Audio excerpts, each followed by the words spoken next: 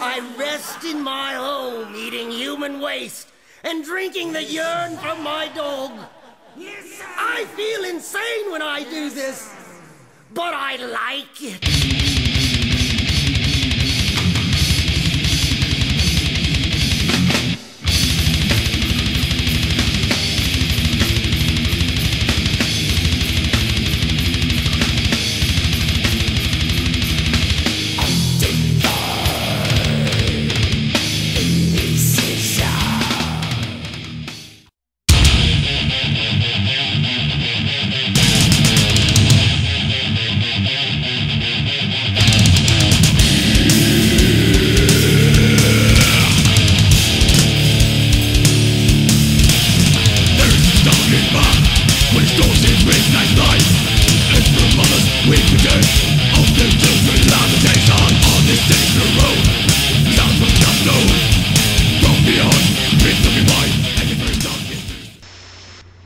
Alright guys, what's up?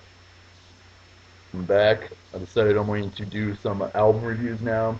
Like a series, kind of like my underrated horror movie series I was doing there for a while. I'm going to pick a lot of obscure, pretty much unknown death and thrash metal bands and their albums to review. I know some of you people like me get tired of listening to the same old, like, Morbid Angel and Cannibal Corpse and stuff, and by doing this, hoping, some of you will go out there and check out these unknown bands because they put out some really well-done albums. And anyway, first up, I picked Resurrection and Bomb Existence. This is from '93 on the Nuclear Blast record label. Look at that fucking music to mingle your fucking mind. You gotta love that shit. And that artwork is just phenomenal. That's Dan Seagrave. Now, he's the guy that got well known for doing Morbid Angel's Altars of Madness album cover. And that really broke him through, and he started doing a lot of death metal album art. And you can see his art with Benediction, Malevolent Creation, Pestilence.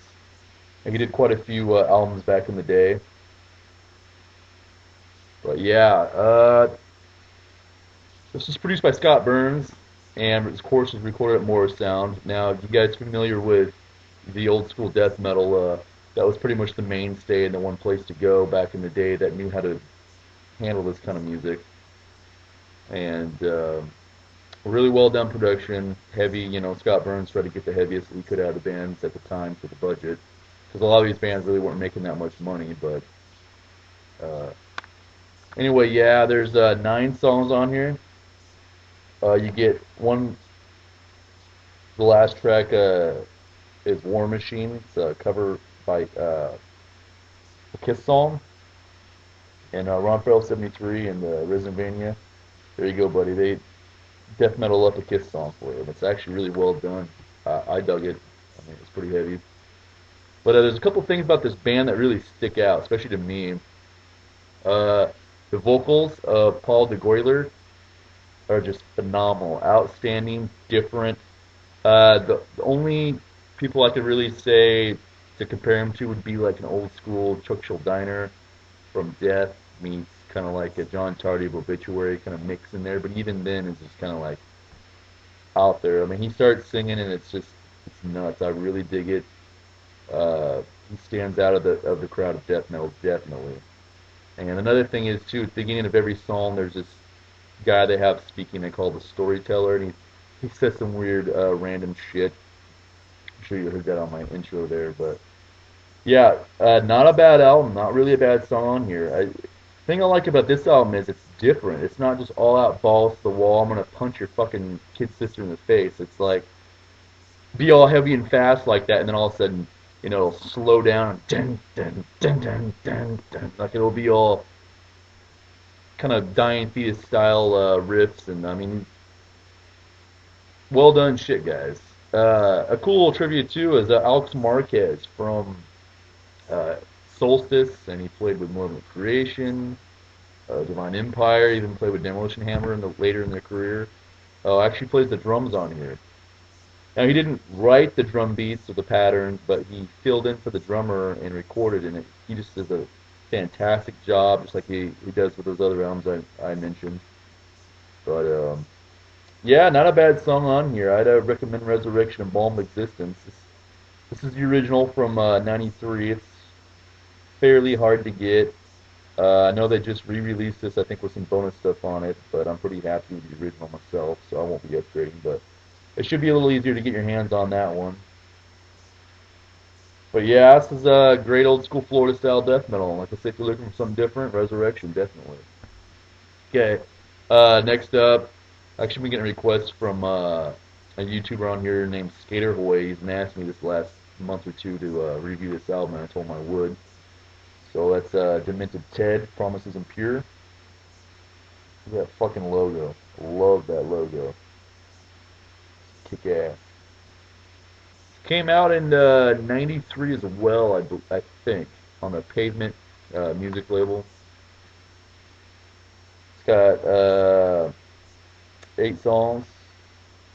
Once again, in your old school Florida style, so it's more thrash influenced. Actually, this album is really thrashy. Really well done. I mean, these guys aren't really groundbreaking or really doing much different, but really, if you're looking for like, you're tired of more Angel and Death and stuff. I mean, Demented Ted is just uh, a good album to pick up and check out if you really like the old school shit. It's produced by Mark Pinsk. He's the guy that did Malevolent Creation's Stillborn, which gets a lot of shit for the production. And I'm not gonna lie, this album pretty much has the same production, but it sounds like they took a little more time with it and tried to get it to sound as best as they could get it. So it's not bad. It does sound better than Stillborn, but it's still not the greatest. It was recorded at, I think, Pro Media Studios there in Gainesville, which is, I mean, kind of weird considering that's not a Morris sound, but it still sounds like as good as they can fucking do it.